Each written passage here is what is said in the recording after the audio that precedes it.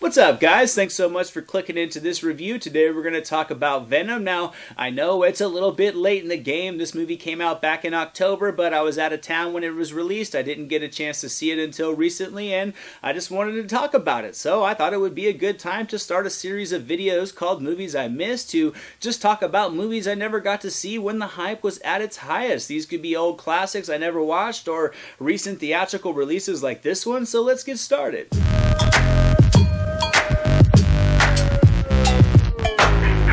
For those unfamiliar, this is the story of investigative journalist Eddie Brock, who, while just trying to uncover some evidence of dangerous human trials being conducted at this massive research facility called the Life Foundation, is exposed to this alien symbiote that's going to manifest inside of him to create the deadly creature known as Venom. This movie ended up making my top 10 surprising movies of the year. It's also like number 5 on the worldwide earning list for 2018, but I gotta be honest with you, I wasn't overly excited for it. That's even after watching the trailers. I just wasn't too in on a movie about a Spider-Man villain without having Spider-Man in it, and despite it being a movie about a villain per se, I didn't expect them to villainize him, and I expected it to be that routine anti-hero story arc, and the overall concept just didn't wow me at all. But I had a great time with this movie, and I thought it was much better than I was expecting it to be. I will say it was a much simpler comic book movie, but I also thought it had a fun throwback feel to it that really just made the simplicity of the plotline almost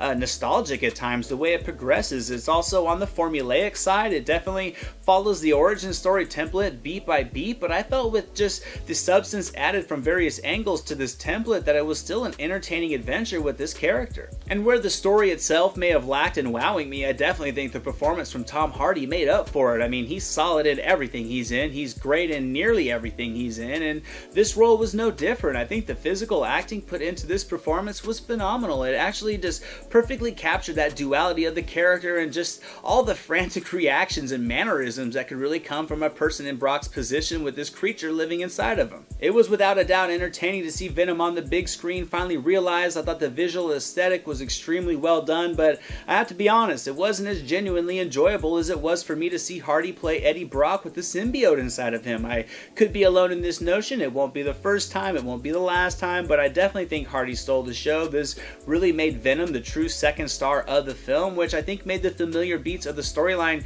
less of a hindrance just because of an abundance of personality throughout the film from Hardy and his performance and the personality that was injected into Venom. I also enjoyed the performance of Riz Ahmed. He absolutely delivered some genuine intensity in this role. I think he was given an extremely generic story arc to work with. I mean, haven't we all seen the scientists heartlessly testing on humans to get their project off the ground trope done just endless times? Yet I think with this performance, Ahmed's delivery really was able to provide some menacing tones that made him much more than just a serviceable villain that he could have been. I thought Michelle Williams was a nice addition to the film as well. I would have liked to have seen more of her in this story because I thought she had a great chemistry with Hardy that did a good job in capturing that turbulent romance they had with one another. I enjoyed all of the scenes that they had together. They absolutely sold me on the love that they have for one another, and I think that she also made the most out of some simplistic material with some surface level development through just the capability of her performance. I thought the action sequences were fun. The special effects were very well crafted. I thought the look overall of Venom was pretty awesome. I thought the weaving